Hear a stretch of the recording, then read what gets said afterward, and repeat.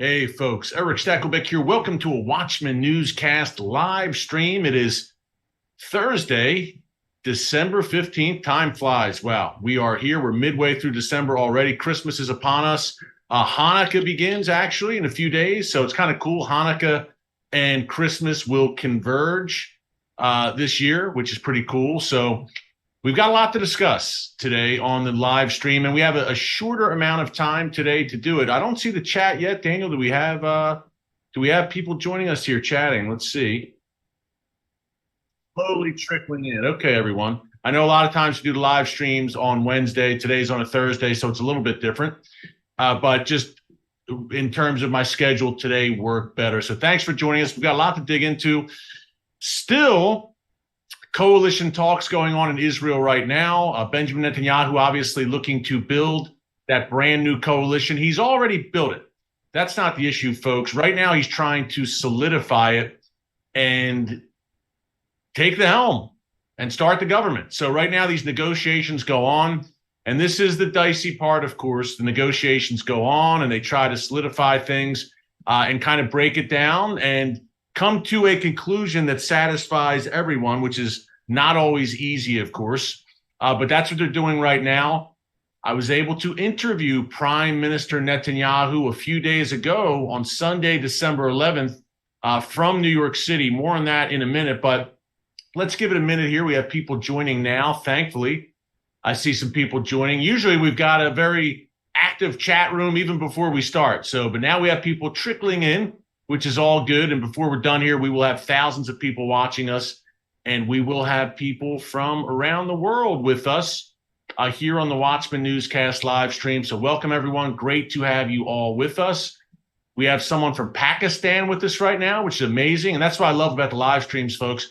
We have people checking in from every continent, which I love. I always say, even Antarctica, there may be some penguins on a device or a mobile phone down there watching as well. And if you are, please make a comment, my Antarctic friends, if that's a term.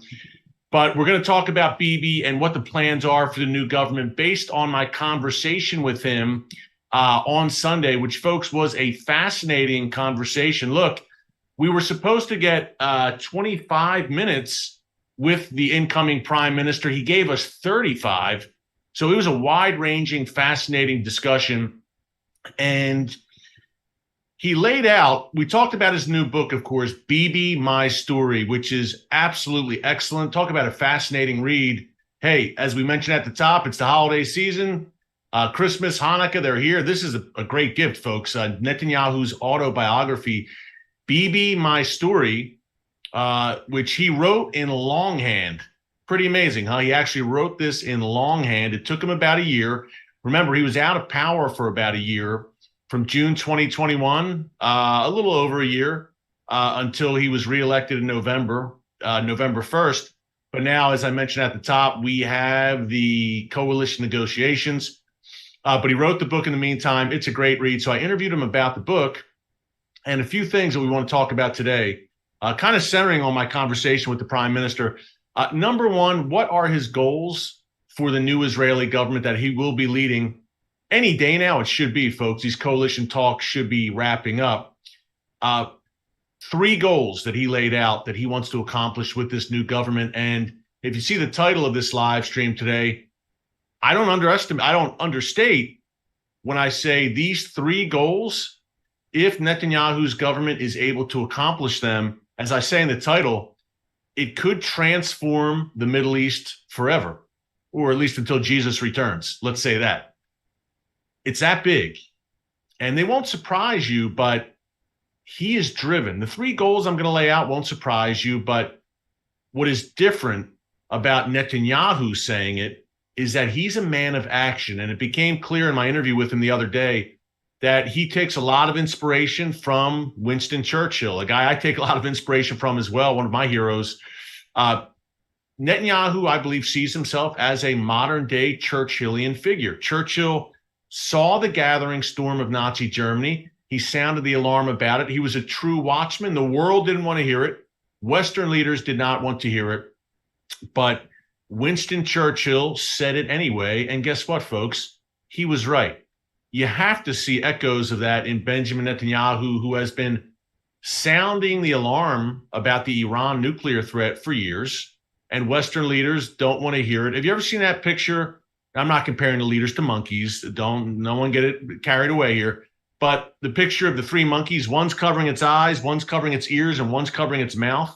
That's kind of what I think of when I think of Western leaders dealing with Iran's nuclear program. The complete appeasement. We don't want to hear it. Just go away. Just leave, please, Iran. Just leave us alone, and we'll leave you alone, and we can just live. But it doesn't work that way, folks. It doesn't work with an expansionist, tyrannical, apocalyptic regime in Tehran, which has larger aims even beyond the Middle East, which considers Israel the little Satan, which considers the United States the great Satan, and so on. So you might want them to leave you alone, but that's not how they operate. That's not how a bully operates. You give them an inch, they take a mile. And Churchill had a great quote. Gosh, folks, I don't have it in front of me right now, but he said something about appeasement and basically appeasers being the last one to get eaten by the crocodile. But eventually they will get eaten too. And that's where we're at. And Netanyahu sees that, again, a Churchillian figure. And we've got some great questions coming in already, I see. This is good. This is good. And here's one for you. By His Grace asks, I'm just looking over the chat here. Is Netanyahu positioning his new government to finally strike Iran and their nuclear plants? And is it coming swiftly after the government is established? Usually we don't go to questions so soon, but by His Grace, great question. And that is a perfect segue to the three goals that Netanyahu laid out. Now, number one, I can say I was in New York City at TBN's studio there. He was in Jerusalem, and we did the interview via Skype. But we had a great connection, don't worry. And by the way, it will air on TBN on Thursday, December 22nd, 10 p.m. Eastern Time, and then again Friday, December 23rd, 6:30 p.m. Eastern Time. That's a Watchman Christmas gift to you all. My interview with Benjamin Netanyahu was a long time coming, right? But we will also post it here on the channel as well, to be continued there. We'll let you know when we're going to post the full interview here on our YouTube channel. And by the way, if you haven't subscribed, be sure to subscribe and click the notification bell so you get alerts every time a new video is posted, including that BB interview. I don't want you to miss that. It's a good one. But I asked him first, what are your goals for this new government? And this speaks to the question I just read from By His Grace.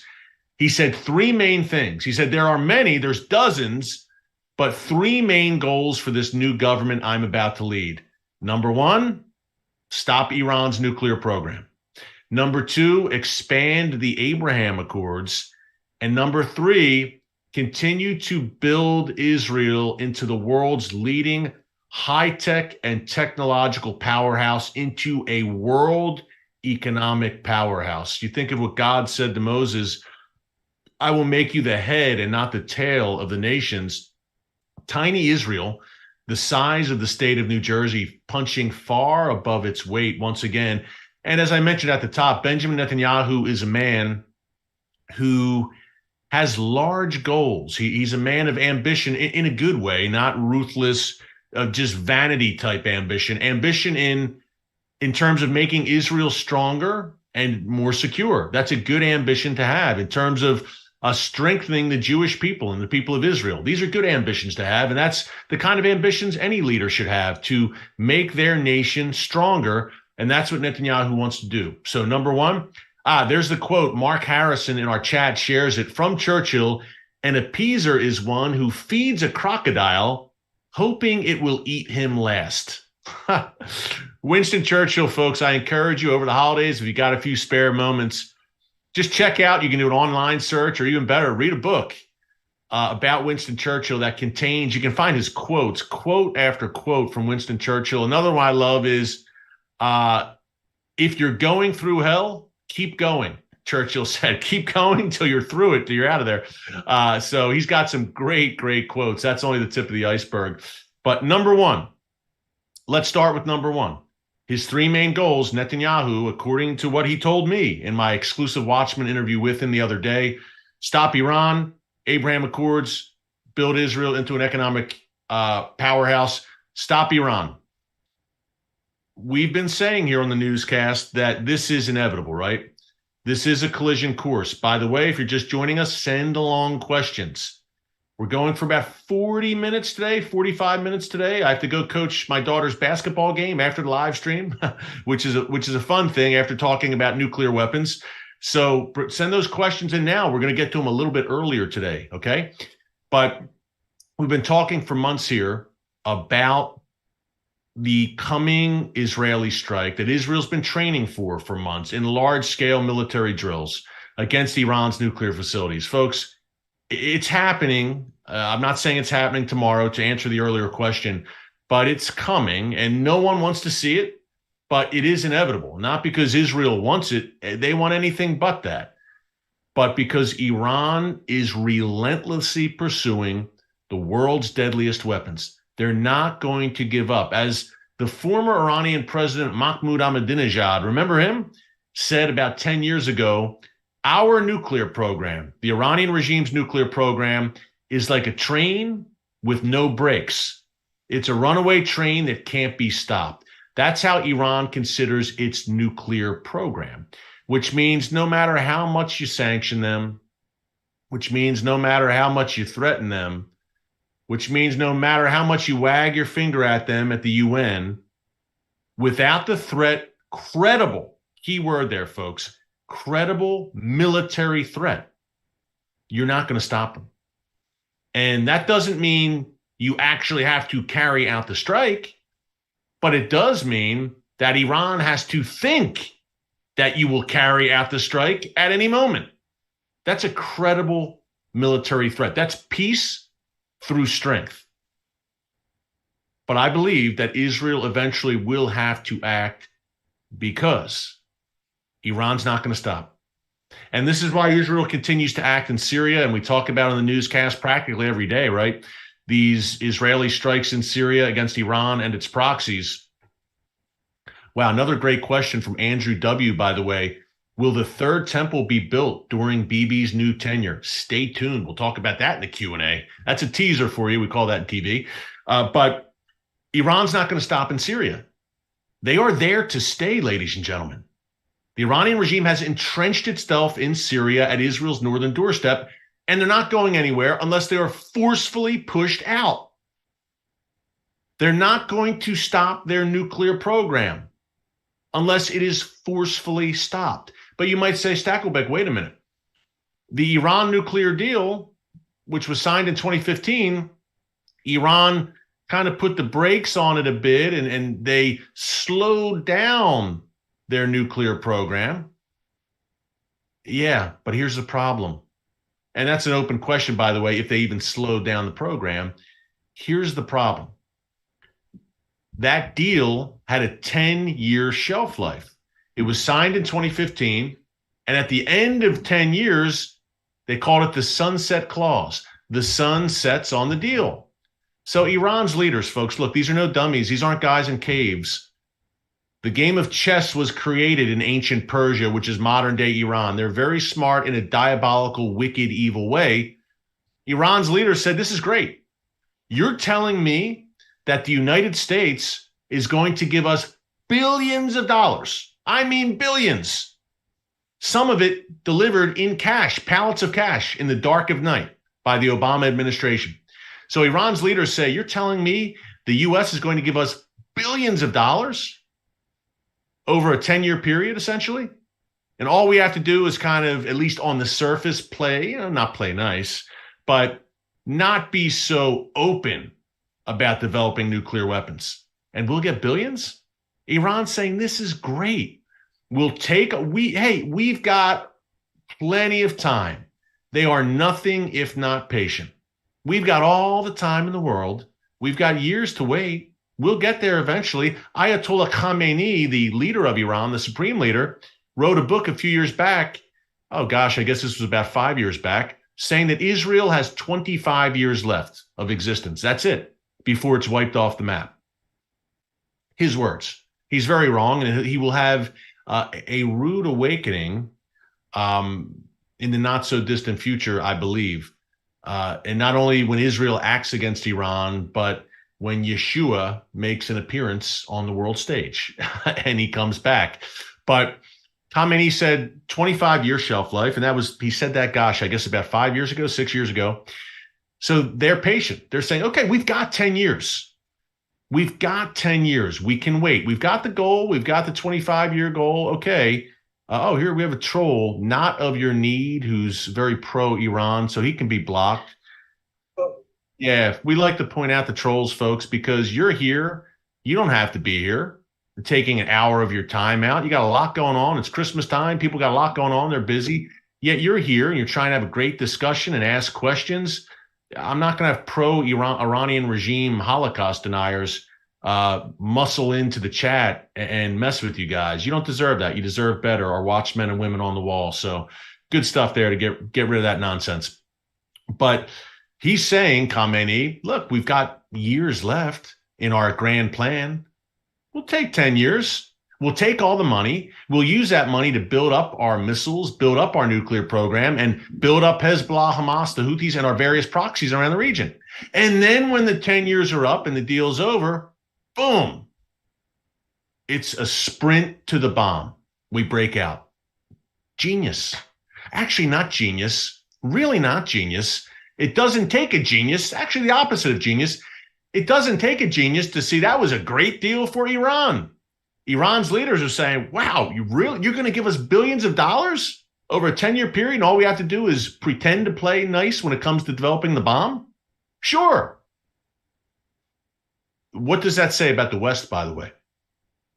Can you name one thing that Western leaders received in return from the Iranian nuclear deal? Folks, I'm not a businessman, but what I do know of business is that what the United States did, if we're talking from a business perspective, it's a deal, right? Might be the worst deal in U.S. foreign policy history. I say that without hesitation, if you can even call it a deal. It wasn't a deal. A deal is when both sides receive something. This wasn't a deal. This was a completely one-sided capitulation. It was a capitulation to the Iranian regime, not a deal. It wasn't a two-way street. Netanyahu knows this. And we've said here on the newscast that this Iran nuclear deal is kind of like a jihadi vampire or zombie. You think it's dead and it seems to rise again like a zombie. And it refuses to die, sadly, because the West won't let it die. And that's the sad fact about it. Western leaders, Biden administration, European leaders, they don't want it to die. They want this thing to happen because they believe that if they give Iran what it wants, maybe, just maybe, the Iranian regime will leave us alone. And we can go about our business of transforming and destroying America and Europe and the woke madness and enforcing that woke domestic agenda. We can't be bothered with Iran and all these crazy things happening abroad. China, Russia, Iran, North Korea, gathering storm on the march. Hamas, Hezbollah. We don't have time for that. Venezuela, South America going, Latin America, the United States doorstep, going completely Marxist and left-wing leaders, hardcore left-wing leaders rising throughout Latin America. We can't be bothered. Actually, the woke crowd welcomes that. But they can't be bothered, the Western wokers, with Russia, China, Iran, North Korea. It's a distraction from wokeism, which is the main agenda for the Biden administration and many in Europe. So why not give Iran what it wants? And maybe, I would say pray they'll go away, but these folks don't pray, the woke crowd. Keep your fingers crossed, we'll say, that Iran goes away and they leave us alone. Tough break for Israel, the wokers say and the leftists say. Tough break for Israel. But at least we can be here and, have that library drag queen story hour in the United States still. Or not, because the Iranian regime is developing intercontinental ballistic missiles, ICBMs. You develop ICBMs for one reason and one reason only, to mount them with a nuclear warhead. And they're called intercontinental missiles because that's exactly what they do. Their name says it all. They're designed to travel across oceans and across continents, meaning, I don't know, the Atlantic Ocean, to the United States. As I mentioned at the top, Iran considers Israel the little Satan. It's America that's the great Satan in that Iranian regime ideology. Bibi ain't having that. Let's just say that. He made it very clear in my interview with him that it's not going to happen. It's a non-starter. It's not going to happen on his watch. Iran will not go nuclear, and he will do what needs to be done. And he very cogently mentioned the track record here. Folks, every time another power in the Middle East has attempted to develop nuclear weapons, and two instances jump out at in the early 1980s. Put aside 2003, the U.S. invasion, put that aside. We're talking early 1980s. Saddam Hussein, with the help of the French, by the way, built a nuclear reactor in Iraq. Israel took it out. The Osiris nuclear reactor in 1981. In a daring raid, Israel destroyed it. The world howled and gnashed its teeth. Now the world looks like a pretty good move by Israel, huh? Fast forward to 2007. Bashar al-Assad in Syria developed a nuclear reactor. Israel took it out. The world howled and gnashed its teeth. Seems like a pretty good idea right now with, I don't know, Iran, Hezbollah, ISIS, Al-Qaeda. They were all there for a time in Syria with access to a nuclear reactor and nuclear weapons, perhaps. Wow. You think Israel did the world a favor? So you've got that track record. Netanyahu is very aware of it. He mentioned it in my interview with him. And you really think that he's not going to act against Iran's nuclear facilities? And the reason he's going to have to, folks, the main reason, is because the Biden administration will not. They will not. Joe Biden could say, we'll never allow Iran to acquire the bomb. And he said it. It's not going to happen because he's not willing to prevent Iran from doing that by any means necessary. By any means necessary does not mean giving Iran billions of dollars and crossing your fingers that they don't hurt you. By any means necessary means, you know what? We're going to have to take out the nuclear facilities. It's a terrible option. It's not a good option. No one wants to see it. No one wants to see war and people die. But what's the alternative? Okay, let's game plan this out, folks. I'd love to hear your comments on this too. Israel strikes Iran's nuclear facilities. Obviously, the ring of fire, Iran's ring of fire, which surrounds Israel right now on all sides, armed to the teeth with ballistic missiles, rockets, attack drones. The ring of fire ignites. Hezbollah in Lebanon, Hamas and Islamic Jihad in Gaza, the Houthis in Yemen, the Shia militias in Iraq and Syria, and missiles from Iran itself, ballistic missiles. It ignites. There's massive retaliation. It's a war. And at the end of that war, I believe a few things will happen. I believe, number one, Iran's nuclear program will be decimated, set back for at least 5 years, maybe even longer. At least 5 years, 10, hopefully forever, 50, who knows, if we have that long. That's first. Secondly, I believe Israel will decisively destroy Hezbollah in that war. It's untenable. It's an unsustainable situation to have Hezbollah at your northern border with 150,000 rockets and missiles at least aimed at every inch of Israel. It's a non-starter. Israel can't abide by it. And Israel may very well crush Hamas and Islamic Jihad once and for all. In the meantime, yes, Israeli civilians will die in this war. Let's not be naive. It's going to be bloody, and this isn't me saying it. It's according to Israeli officials, experts, analysts that I've talked to. They said, look, it's going to be a brutal war. It's going to be bloody. It's going to be deadly. And people on both sides will die. And that's a very unappealing fact, to say the least. So not a great scenario, right? What's the alternative? The alternative, and see what you think is the better scenario. The alternative to striking Iran's nuclear weapons program is allowing Iran to have the bomb. Okay, Does anyone watching this live stream right now feel comfortable with that? Certainly, if you're sitting in Israel, you're very uncomfortable with that because the Iranian regime has enunciated and made clear their goal to wipe you off the map, to destroy you. And now, when they have the bomb, they have the means to destroy you. Certainly, they have the will and the intention and the desire to destroy you. They've always had that since 1979, since the original Iranian Revolution. But now they have the means to do it.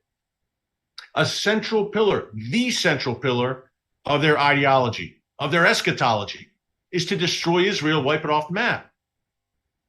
Now they can do it. They've got the bomb. Not only that, it sparks a nuclear arms race in the world's most volatile and chaotic region, the Middle East. The entire region is going to drive for the bomb, from Jordan to Egypt to Saudi Arabia, the UAE, Turkey. They'll all be driving for the bomb. How does that make you feel? Is that a comforting thought? To have a fully nuclearized Middle East? Certainly not comforting for Israel, but what about for Europe, for America, for the West, no matter where you live? We have people all around the world. If Iran is working on intercontinental ballistic missiles, what's to say they can't reach Europe, clearly?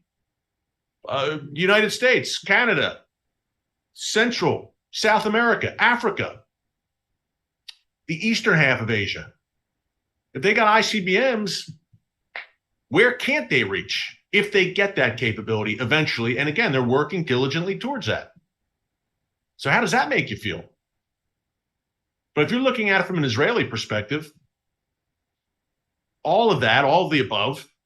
But how about this? A nuclear Iran would provide its proxies with a nuclear umbrella. What do I mean by that? Every few weeks, it seems, in the very least every few months, we talk about it here in the newscast and we cover it. Things flare up between Israel and either Hamas or Islamic Jihad in Gaza, the two Iranian proxies there. Things could very well flare up with Hezbollah at any time.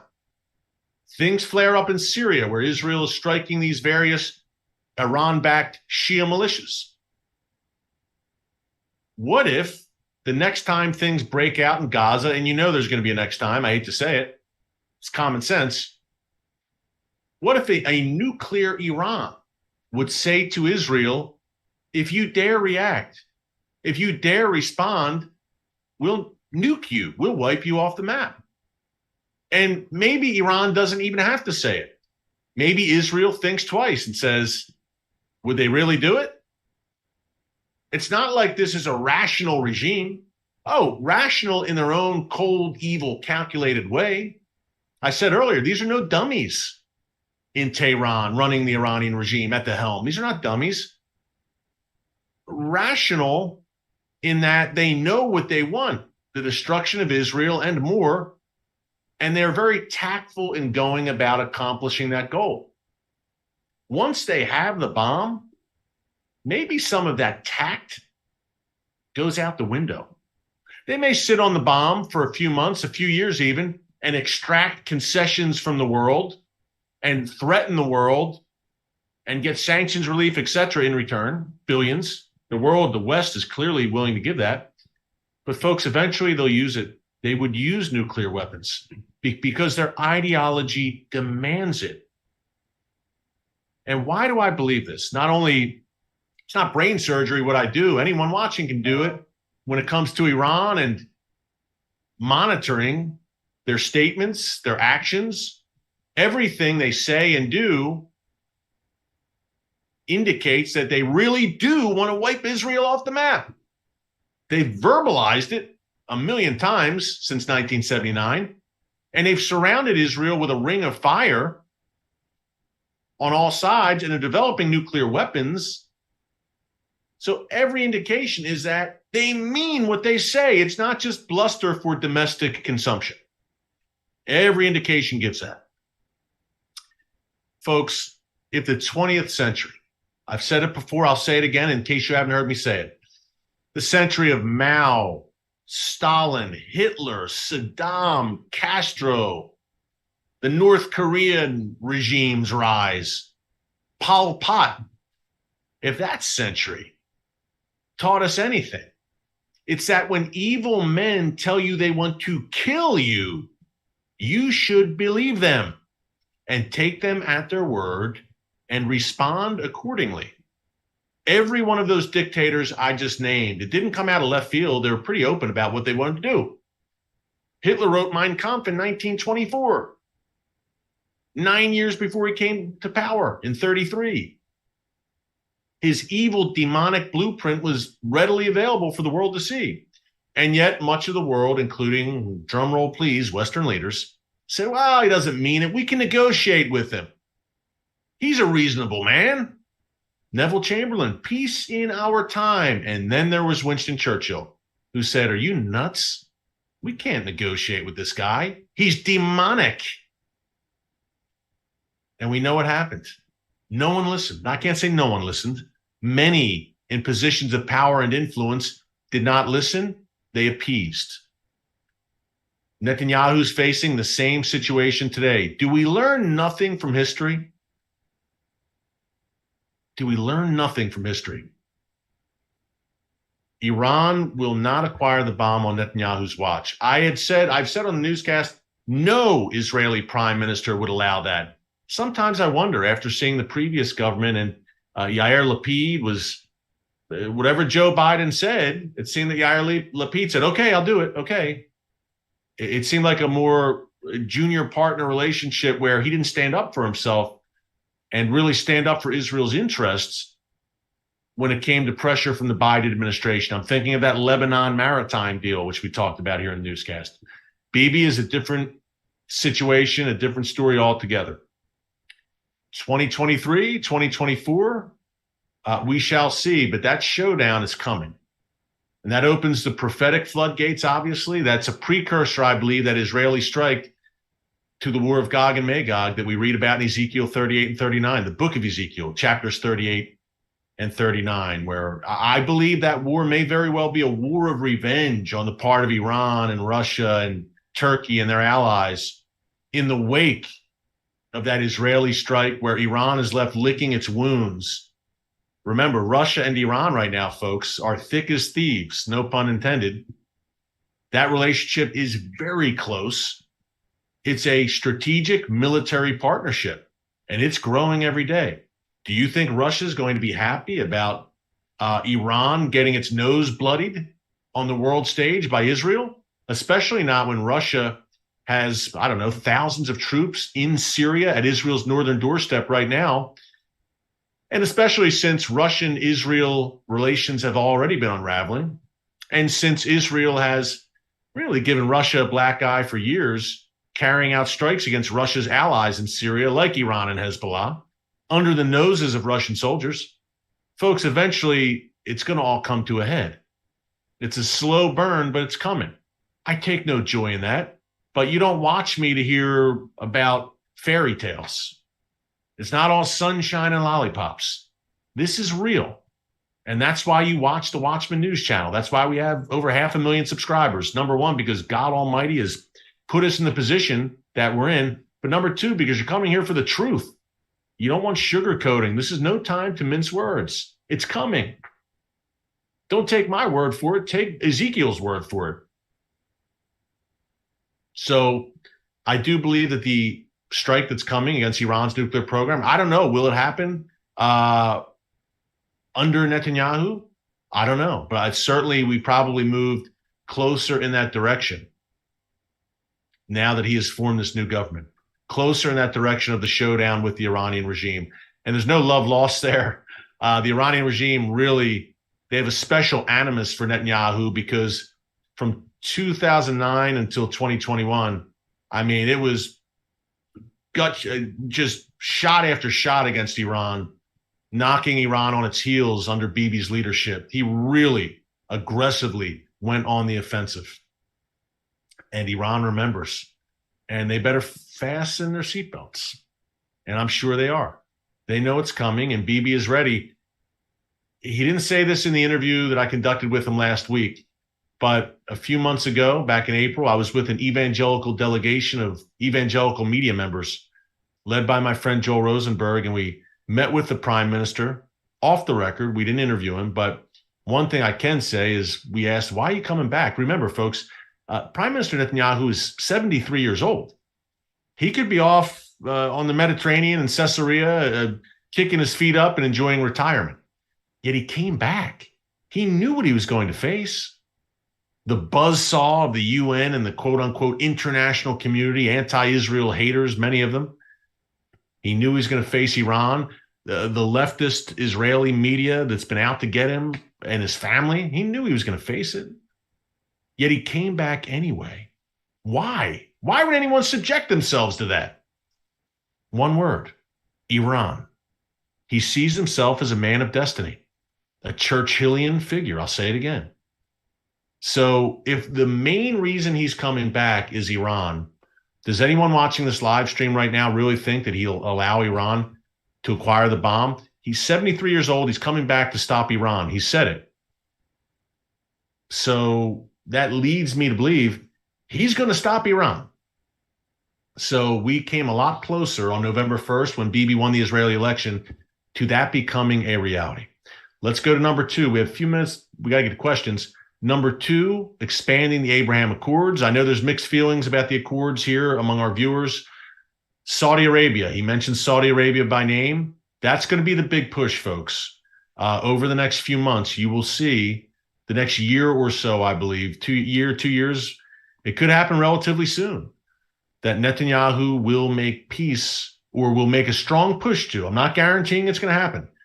He's going to look to make peace with Saudi Arabia. He's made that very clear. Today, he gave an interview to Al Arabiya, Arabic language network, where he said, hey, the Biden administration needs to mend fences with the Saudis and get on the same page with Saudi Arabia, because obviously Biden has targeted Saudi Arabia and distanced himself from the Saudis. Bibi's saying they need to patch that up. And he said, when I interviewed him the other day, and again, you'll see that interview on TBN on Thursday, December 22nd at 10 p.m. Eastern Time, Friday, December 23rd at 6:30 p.m. Eastern Time. Mark your calendars on TBN. And of course, we will post the full interview with outtakes here on the channel. I don't know when, but we'll announce it. Subscribe, click the notification bell, and you will get the alert when it's posted. But Saudi Arabia, look for that. And that's big. That's wow. The UAE, Bahrain, Sudan, Morocco, that's one thing, and that's big. But Saudi Arabia, I don't have to tell anyone watching right now. Look, it's the birthplace of Islam, the home of Islam, has great symbolism for Muslims around the world, of course. Mecca and Medina are there, the two holiest sites in Islam, in their view. So for Bibi to potentially have an accord with Saudi Arabia and establish diplomatic relations there, that's earth-shaking. And I believe when you look at Ezekiel 38 and 39, it talks about Israel being alone in the day of that war, where this Russia-led and Iran-led coalition gathers. And it talks about there's protests, the young lions of Tarshish, meaning I believe probably Europe, the US, Britain, and Sheba and Dedan and the merchants thereof, which I believe is Saudi Arabia and the Gulf states, UAE, Bahrain.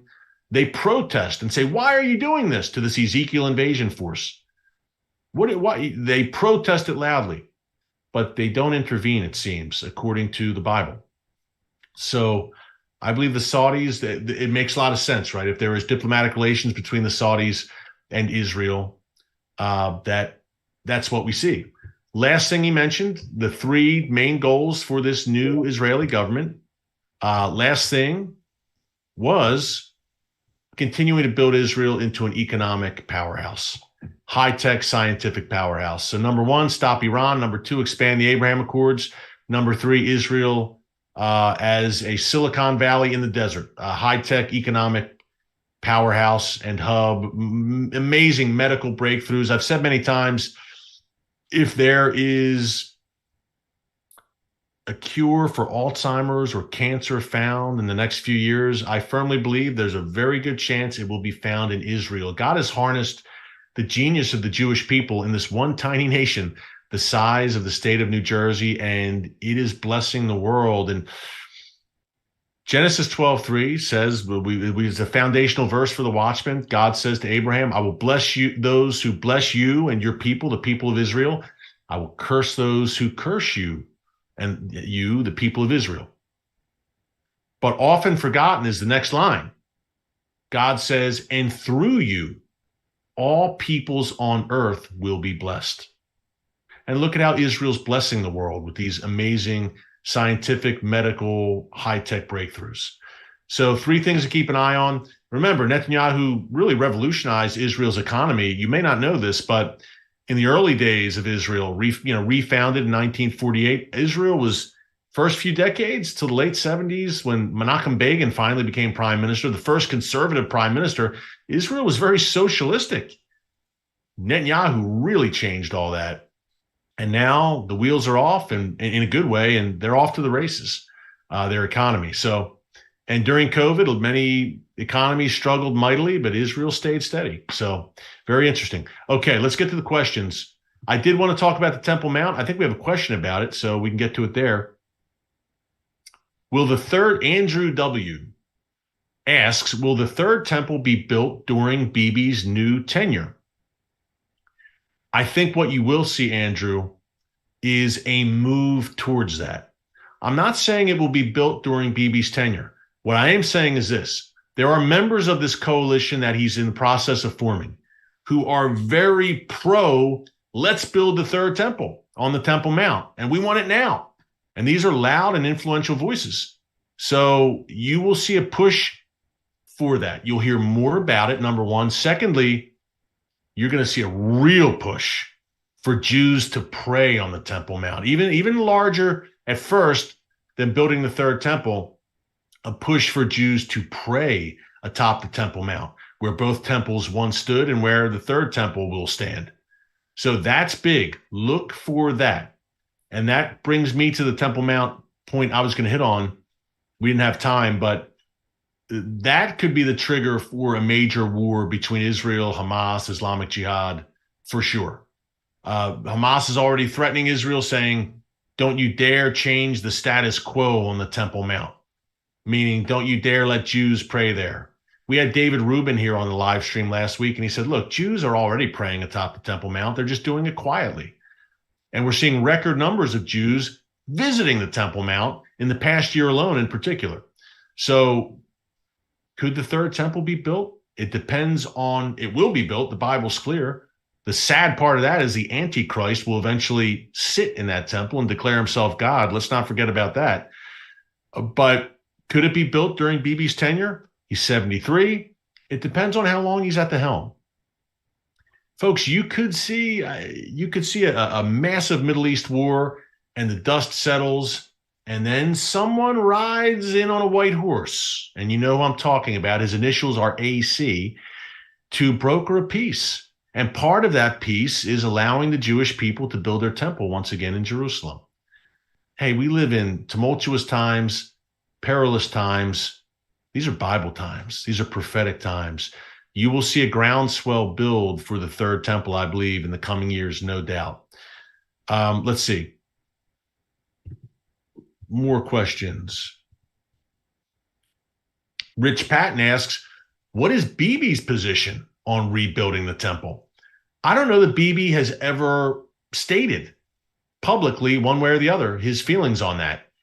I'm sure he wants to see it, without a doubt. I think every serious Jew who loves the land of Israel, who knows the history of Israel, knows the biblical history of Israel, they want to see a third temple.